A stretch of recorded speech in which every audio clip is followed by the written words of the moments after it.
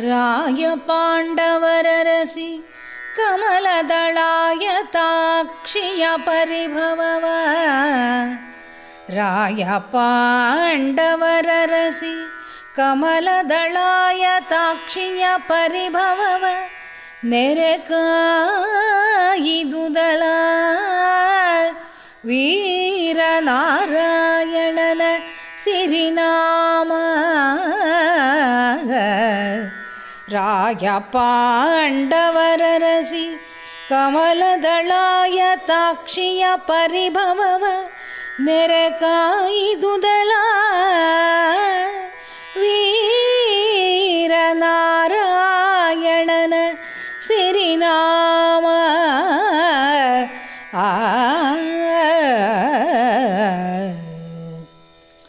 ಪಾಂಡವರ ಅರಸಿಯಾದ ದ್ರೌಪದಿಗೆ ಸಂಭವಿಸುತ್ತಿದ್ದ ಅಪಮಾನದಿಂದ ಆಕೆಯನ್ನು ಕೃಷ್ಣನ ಸಿರಿನಾಮ ಕಾಪಾಡಿತು ಎಂದು ಸಭಾಪರ್ವದ 14ನೆಯ ಸಂಧಿಯ ಸೂಚನಾ ಪದ್ಯ ಹೇಳುತ್ತದೆ.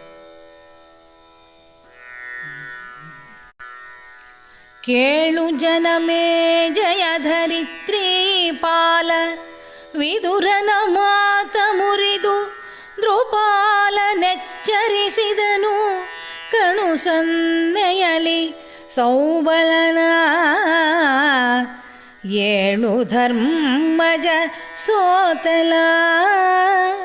ಏಳು ಧರ್ಮಜ ಸೋತಲ. ನಿನ್ನಾಳು ಕುದುರೆಯ ಇನ್ನೂ ಸಾಕು ದಯಾಳುವಲ್ಲ. ಸುಯೋಧನನು ಸುಯೋಧನನು ದಯಾಳುವಲ್ಲ. ಧನವಿಲ್ಲ ನಿನಗೆಂದ.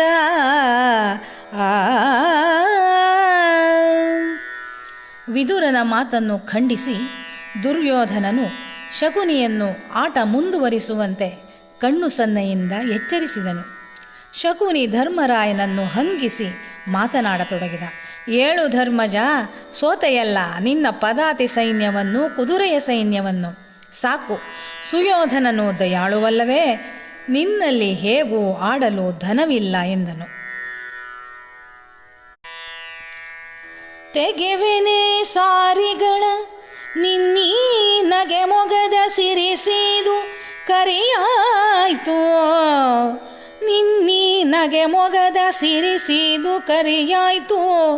ಉಗುಳುತ್ತಿದೆ ನಿನ್ನನುಜರಿಂಗಿತ ರೋಷ ಪಾವಕನ. ಸೊಗಸು ಬೀಯದು ರಪಣವಿಲ್ಲದ ಬೆಗಡು ನೋಯದು. ಕ್ಷತ್ರಧರ್ಮದ ತಗವು ಸಾಯದು ನಿನಗೆನುತ. ಕ್ಷತ್ರಧರ್ಮದ ತಗವು ಸಾಯದು ನಿನಗೆನುತ. ಗಹಗೈಸಿದನು ಶಕುನಿ. ತೆಗೆದು ಬಿಡಲೆ ಸಾರಿಗಳನ್ನೆಲ್ಲ. ನಿನ್ನ ಈ ನಗೆ ಮುಖದ ಸಂಪತ್ತು ಸೀದು ಹೋಗಿ ಕರಿಕಾಗಿ ಬಿಟ್ಟಿದೆ. ನಿನ್ನ ತಮ್ಮಂದಿರನ್ನು ನೋಡಿದರೆ ಅವರ ಮನೋಭಾವವು ರೋಷಾಗ್ನಿಯನ್ನು ಉಗುಳುತ್ತಿದೆ. ಆದರೂ ನಿನಗೆ ಜೂಜಿನ ಅಭಿರುಚಿ ಹೋಗಲಿಲ್ಲ. ಜೂಜಿಗೆ ಒಡ್ಡಲು ಹಣ ಇಲ್ಲದಿದ್ದರೂ ಅದರ ಭಯ ನಿನ್ನನ್ನು ನೋಯಿಸುತ್ತಿಲ್ಲ. ಕ್ಷಾತ್ರದ ತಾಮಸ ನಿನ್ನನ್ನು ಇನ್ನೂ ಬಿಡಲಿಲ್ಲ ಎಂದು ಶಕುನಿಯು ಗಹಗಹಿಸಿ ನಕ್ಕನು. ಎಲವೋ ಸೌಬಲ ವಿತ್ತವೀ ಸರಿಲಳಿದುದೇ. ನೀ ನಗುವ ಓಲ್ ನಮ್ಮೊಳಗುಡಿಳ್ಳವೇ. ರಪಣವಿದೆಲ ಬಹಳ ಭಂಡಾರ. ರಪಣವಿದೆಲ ಬಹಳ ಭಂಡಾರ. ಸುಳಿಸು ಹಾಸಂಗಿಗಳ ಮೋಹರಗೊಳಿಸು. ಸಾರಿಗೆನೊಂದು ರೇಖೆಯ ಬಳಿಯಲೊಂದೇ ಕೋಟಿ ಧನವು.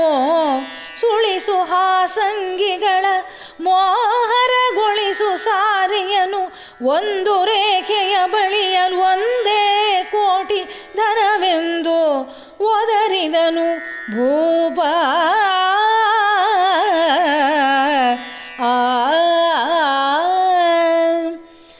ಅದಕ್ಕೆ ಕೆರಳಿದ ಧರ್ಮರಾಯನು, ಎಲವೋ ಶಕುನಿ, ನನ್ನ ಧನ ಇಷ್ಟರಲ್ಲೇ ಮುಗಿದು ಹೋಯಿತೆ.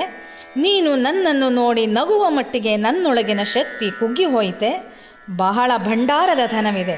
ಹಾಕು ದಾಳಗಳನ್ನು, ಕಾಯಿಗಳನ್ನೆಲ್ಲ ಜೋಡಿಸು. 1 ಗೆರೆಯ ಪಣಕ್ಕೆ 1 ಕೋಟಿ ಧನ ಇಟ್ಟಿದ್ದೇನೆ ಎಂದು ಕೂಗಿದ. ದುಗುಣ ಕಿಕ್ಕಿದನ್ ಅರಸನ್ ಆಚೆಗೆ ತೆಗೆದನವ 3 4 5 ಕಳೆದನು ಬಾಳವನು ಶಕುನಿ. ತೆಗೆದ ನಿಮ್ಮಡಿಗರಸನವನ್ ಆ ತ್ರಿಗುಣ ಪಂಚಕ ಸಪ್ತನವಮಪ್ರಗುಣವೆಂದನು. ಶಕುನಿ ಸೋಲಿಸಿದನು ಮಹೀಪತಿಯ. ಧರ್ಮರಾಯನು ಹಿಂದೆ ಇಟ್ಟಿದ್ದ ಪಣದ 2ರಷ್ಟನ್ನು ಇಟ್ಟ. ಶಕುನಿಯು ಗೆದ್ದನು.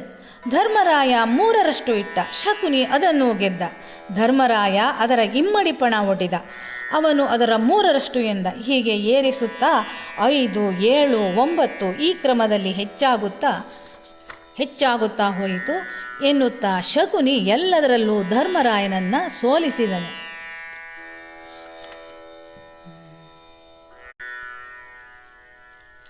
ಹೂಡು ಸಾರಿಯ ರೇಖೆ ರೇಖೆಗೆ ಮಾಡಿದರ್ಬುದ ಧನ ಸುಯೋಧನನ್ ಆಡಿ ನೋಡಲಿ.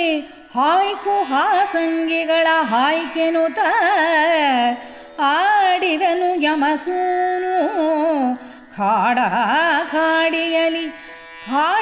ಖಾಡಿಯಲಿ ಆಡಿದನು ಯಮಸೂನು. ಸಾರಿಗಳೊಡನೆ ಹೋಗಾಡಿದನು ಭಂಡಾರವನು.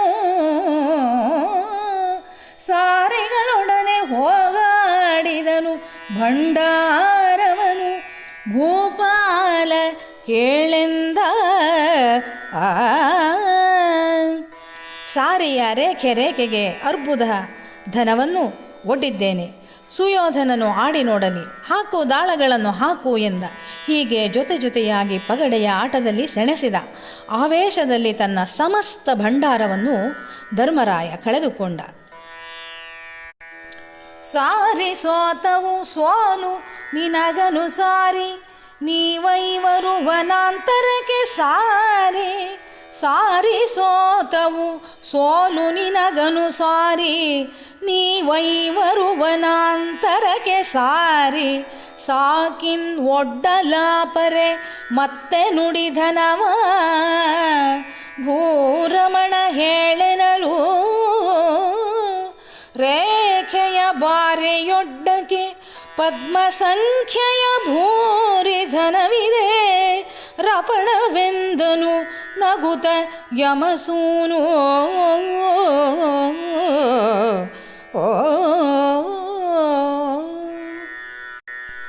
ಪಗಡೆಯಲ್ಲಿ ಸೋಲಾಯಿತು. ಸೋಲು ನಿನ್ನನ್ನು ಅನುಸರಿಸಿಯೇ ಬಂತು. ಆದ್ದರಿಂದ ನೀವು ಕಾಡಿಗೆ ಹೋಗಿ. ಇನ್ನು ನೀನು ಪಣವನ್ನು ಒಡ್ಡಬಲ್ಲೆಯಾದರೆ ಧನವೆಷ್ಟು ಹೇಳು ಎಂದ ಶಕುನಿ.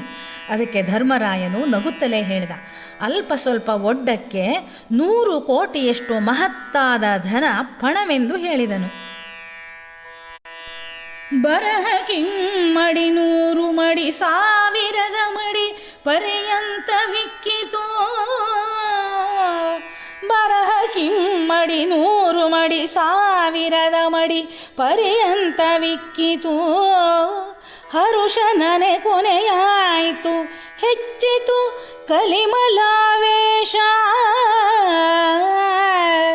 ಸ್ಥಿರತೆ ಹಿಂಗಿತು ವಾಸಿ ಪಾಡಿನ ದುರುಳುತನ ಉಬ್ಬೆದ್ದು ಅಡಿಗಳಿಗೆ. ಅರಸನ್ ಒಡ್ಡದ ಮೇಲೆ ಮೇಲೊಡ್ಡವನು ವಿರಚಿಸಿದ. ಬರಹಕ್ಕೆ 2ರಷ್ಟು 100ರಷ್ಟು 1000ರಷ್ಟು ಎಂದು ಪರಸ್ಪರ ಪಣವನ್ನು ಏರಿಸುತ್ತಾ ಹೋದರು.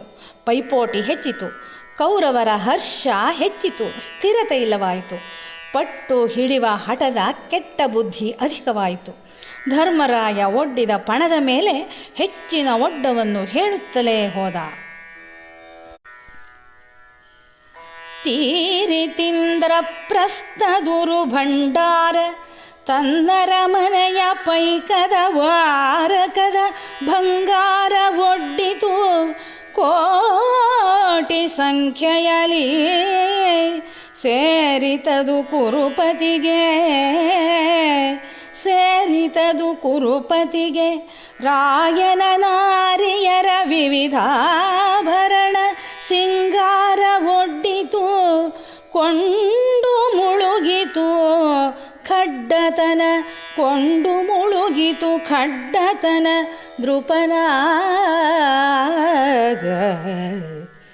ಹಾಗಾಗಿ ಇಂದ್ರಪ್ರಸ್ಥದ ಮಹಾಭಂಡಾರದಲ್ಲಿದ್ದ ಹಣವೆಲ್ಲ ತೀರಿತು.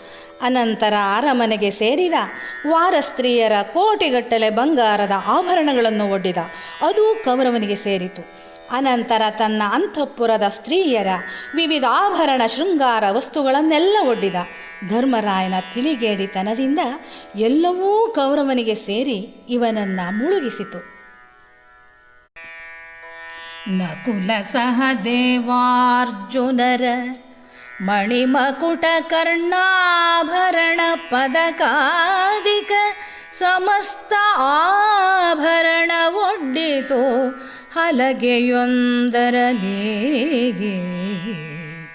ವಿಕಟ ಮಾಯಾ ವಿಷಮ ಕರ್ಮವನು ಅಕಟ ಬಲ್ಲನೆ ವಿಕಟ ಮಾಯಾ ವಿಷಮ ಕರ್ಮವನು ಅಕಟ ಬಲ್ಲನೆ. ಸಾಧು ಜನ ಸೇವಕನು ಸೋತನು ಸಾಧು ಜನ ಸೇವಕನು ಸೋತನು ಸಾಧ್ಯಬಹುದೇ ಸಾಧ್ಯಬಹುದೇ ವಿಧಿಯ ಮುಳಿಸಿನಲಿ ವಿಧಿಯ ಮುಳಿಸಿನಲಿ ಸಾಧ್ಯಬಹುದೇ ಸಾಧು ಜನ ಸೇವಕನು ಸೋತನು. ನಕುಲ ಸಹದೇವ ಅರ್ಜುನರ ರತ್ನ ಕಿರೀಟ ಕರ್ಣಾಭರಣ ಪದಕ ಮೊದಲಾದ ಸಮಸ್ತ ಆಭರಣವನ್ನು ಒಂದೇ ಹಲಗೆಗೆ ಒಡ್ಡಿ ಸೋತನು. ಇದು ವಿಧಿಯ ಮುಳಿಸು. ಈ ಅನ್ಯಾಯದ ಭಯಂಕರವಾದ ಕೆಲಸದ ಪರಿಣಾಮವನ್ನು ಸಾಧುಜನ ಸೇವಕನಾದ ಧರ್ಮರಾಯನು ಅರಿಯುತ್ತಾನೆಯೇ. ವಿಧಿಯ ಕೋಪದಿಂದ ಎಲ್ಲವನ್ನ ಸೋತ. ಖಿನ್ನನಾದನು ರಾಜ್ಯಲಕ್ಷ್ಮಿಯ ಬೆನ್ನ ಕಂಡನು ಖಿನ್ನನಾದನು ರಾಜ್ಯಲಕ್ಷ್ಮಿಯ ಬೆನ್ನ ಕಂಡನು. ಬಳಚಿ ಹೋದ ನಿಜೋನ್ನತಿಯಲಿ ಅವನೀಶನಿದ್ದನು ಮುರಿದ ಮಹಿಮೆಯಲಿ ಕಂಡನು ಬೆನ್ನ ಕಂಡನು ರಾಜ್ಯಲಕ್ಷ್ಮಿಯ ಬೆನ್ನ ಕಂಡನು ಕಂಡನು ಕಂಡನು ಅವನೀಶನು ಅವನೀಶನಿದ್ದನು ಮುರಿದ ಮಹಿಮೆಯಲಿ. ಇನ್ನು ಪಣವೇನೋ ವಿರೋಧಿಗಳು ಎನ್ನ ಭಂಗಿಸಿ ನುಡಿದರು ವಿರೋಧಿಗಳು ಎನ್ನ ಭಂಗಿಸಿ ನುಡಿದರು. ಇದಕ್ಕಿನ್ ಎನ್ನ ನಿಕ್ಕಿ ಇದಕ್ಕಿನ್ನು ಎನ್ನ ನಿಕ್ಕಿ ಎನ್ನ ನಿಕ್ಕಿ ದ್ಯೂತ ವಿಜಯವ ಸಾಧಿಸುವೆನೆಂದ ಎನ್ನ ನಿಕ್ಕಿ ದ್ಯೂತ ವಿಜಯವ ಸಾಧಿಸುವೆನೆಂದ. ಆ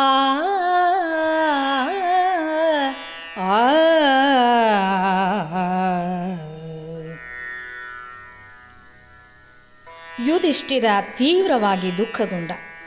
ಬಿಟ್ಟು ಹೋಗುತ್ತಿದ್ದ ರಾಜ್ಯಲಕ್ಷ್ಮಿಯನ್ನು ಕಂಡ. ಅವನ ಹಿರಿತನವೆಲ್ಲ ಕತ್ತರಿಸಿ ಹೋಯಿತು. ಮಹಿಮೆಯೆಲ್ಲ ನಾಶವಾಯಿತು. ಇಂತಹ ಹೀನ ಸ್ಥಿತಿಯಲ್ಲಿದ್ದ. ಇನ್ನು ಪಣವೇನನ್ನು ಒಡ್ಡಲಿ? ವಿರೋಧಿಗಳು ನನ್ನನ್ನು ಅಪಮಾನಗೊಳಿಸಿ ಮಾತನ್ನಾಡುತ್ತಾರೆ. ಆದ್ದರಿಂದ ನನ್ನನ್ನೇ ಪಣವಾಗಿ ಒಡ್ಡಿ ಈ ದ್ಯೂತದಲ್ಲಿ ವಿಜಯವನ್ನು ಸಾಧಿಸಿಕೊಳ್ಳುತ್ತೇನೆ.